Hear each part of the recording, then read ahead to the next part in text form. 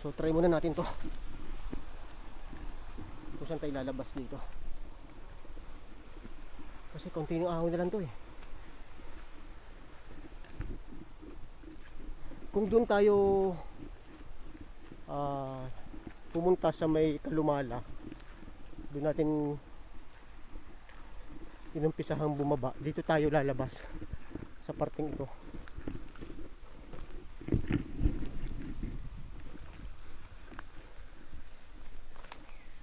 Ito na yung pinaliliguan nila. So itong taas na to, Barangay Alagaw na to mga buddy. So ngayon yung ilog nandito na sa kaliwa natin.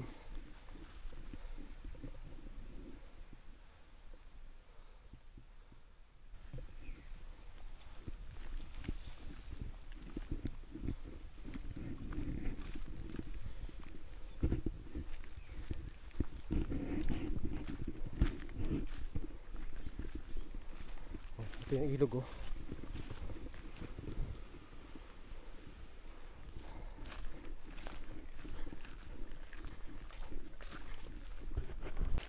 So meron naman dito mga riprap ng bato. Ayan oh. Mula dun.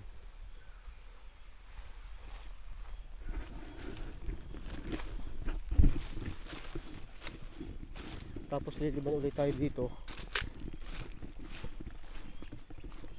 Tapos ahon sa kabila. So ito na yung ilog.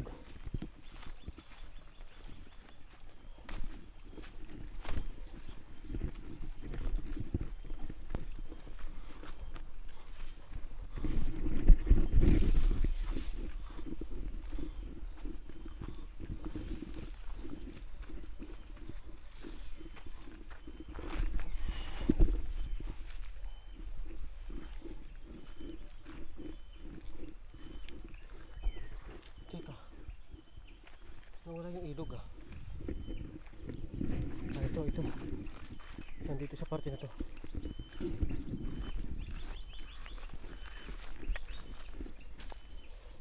So babay-babayin natin to para makita natin kung asan yung dulo nito.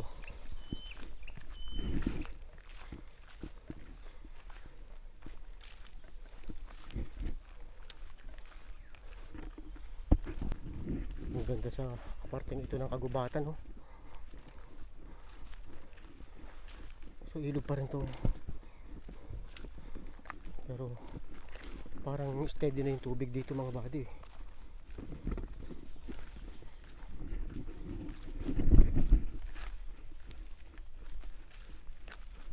Saan kaya yung pinakadulo nito?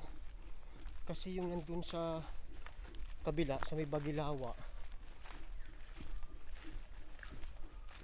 nandun pa sa papunta pa ng San Vicente. Pero ito na yung pinakasanga ng ilog eh. Hindi ko lang kung may lalabasan pa dito, kasi base doon sa terrain eh parang wala akong nakikita na mismong daan ng ilog dito.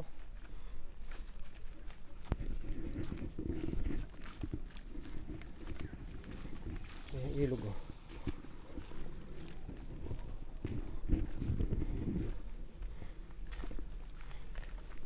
Maaaring itong bahaging ito ay dun din nagsanga sa kabila eh.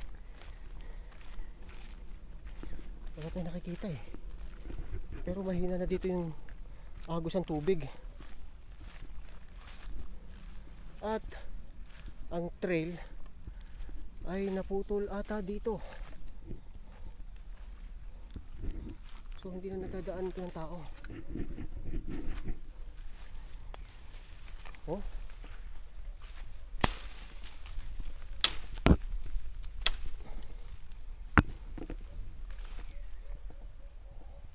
Masarap duhan yung trail dito.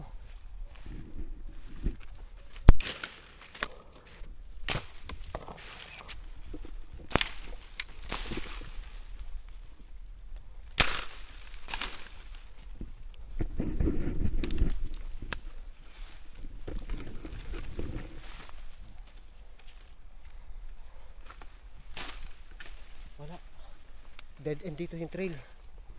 Naputol na dito.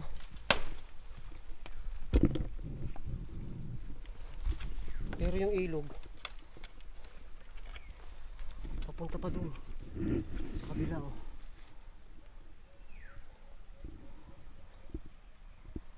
Malayo pa to mga buddy. Wala nang dumadaan dito. Ayan, oh. Sarado na yan. Okay. So try natin kung may makikita tayo doon sa kabila.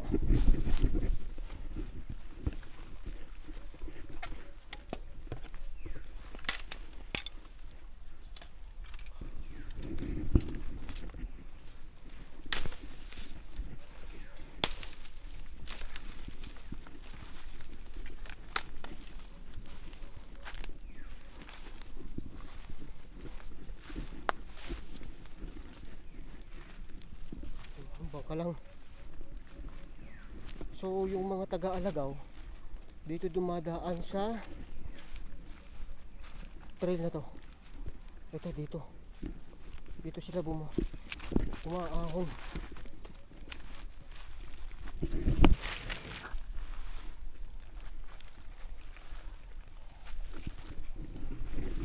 May ilog, oh.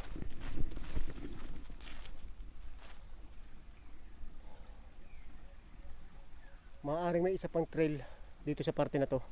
Pero dito sa narating natin mga buddy, putol na.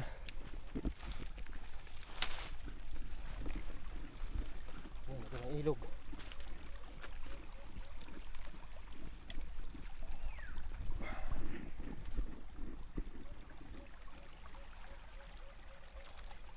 Wala na tayong nakikitang trail dito, oh.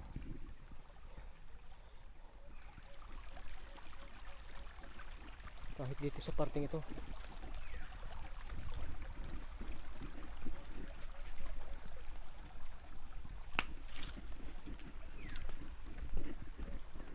Ito siguro paahon na dun. So ayan, nandito na tayo sa parte na ito. Hindi tayo makapag map check kasi walang walang signal dito, eh.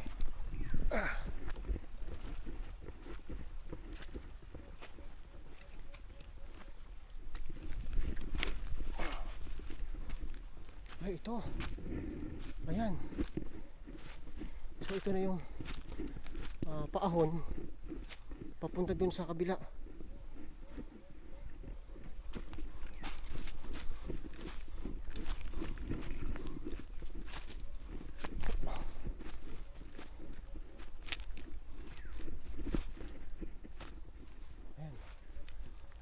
Wala na rin ditong trail.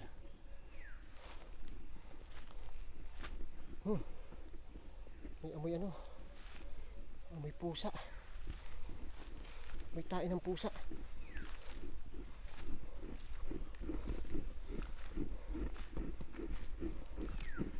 So nandito na tayo sa kabilang parte.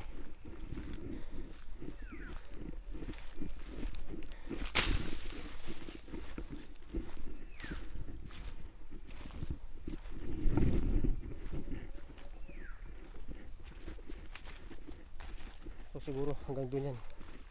Tapos aahon na. Okay, so at least narating natin itong lugar na ito mga buddy.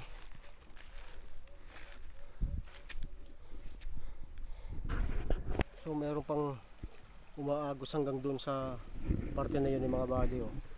So ito maaaring na to, Alagaw na to. Try lang natin na puntahan yung dulo na yun.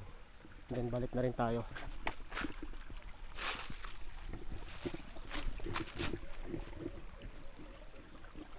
Wala rin ditong dadaanan, eh. No choice kundi dito tayo sa mga batong ito.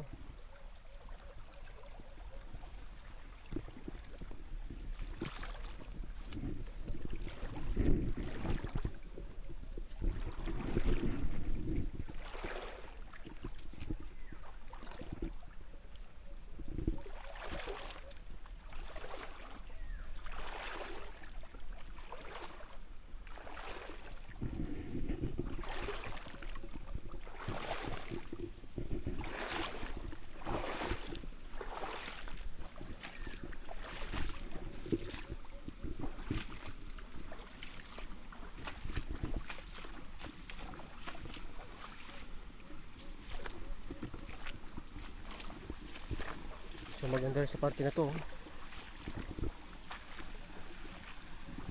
Tapos may kuweba. May kuweba mga buddy. Ayun oh. Tingnan nyo yung mga butas na yun oh. Subukan natin silipin yung kuweba na yun. Tapos dito sa taas oh, may mga riprap na naman. Malalim to. Or mahaba. Ayan oh. Ayan oh. Mga riprap oh. Hanggang dun sa taas.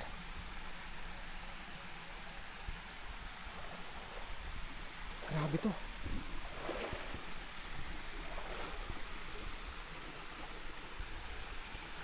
Kuweba nga oh. May umaagos din tubig dun.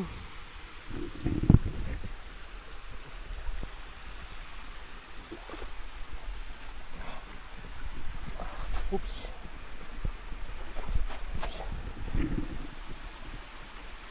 Tingnan nyo to.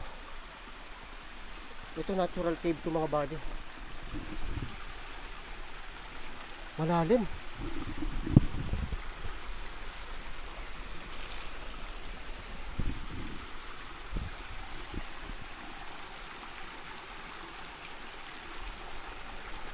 Malalim oh.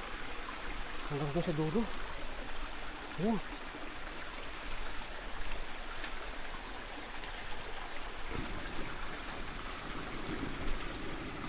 Underground talaga to.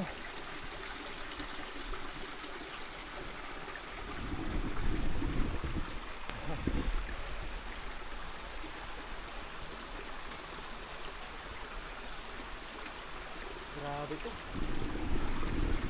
Ayan.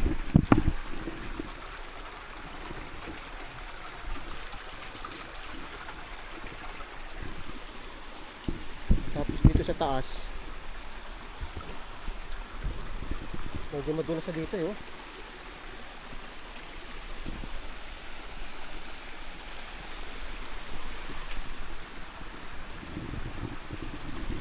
Ang ganda no?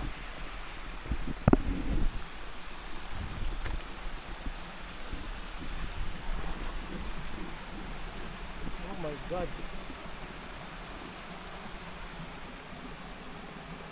So pwede tayo dumaan din mamaya sa kabila.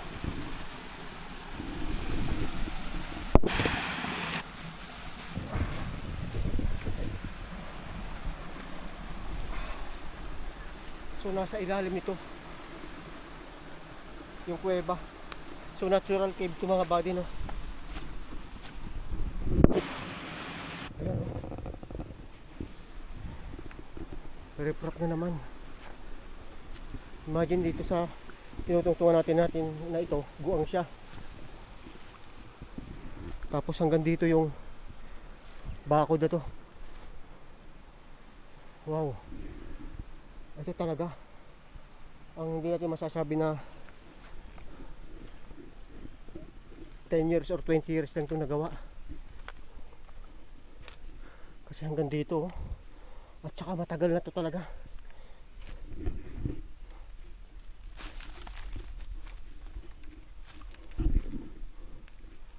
So dire-diretso pa rin tayo dito. Ito pa rin makikita natin. Walang katapusang ilog.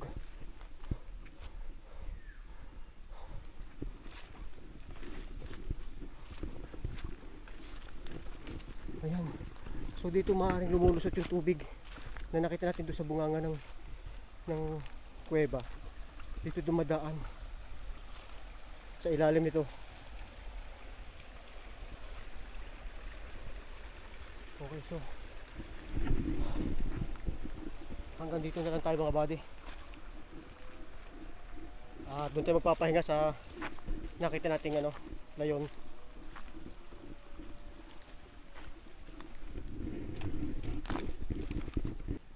So yung ilang parte ng mga bato bumagsak na eh. Pero tingnan niyo kung gaano kakakapal itong mga bato na to. So kayo mga buddy, naniniwala ba kayo na ito ay ginawa ng mga makabagong tao, mga ito lang makabagong panahon, o matagal na itong nag-i-exist at maaaring ito ay ang mga ninuno pa natin ang nagpatas nito dito sa parteng ito ng ilog. Dito na to sa may Alagaw.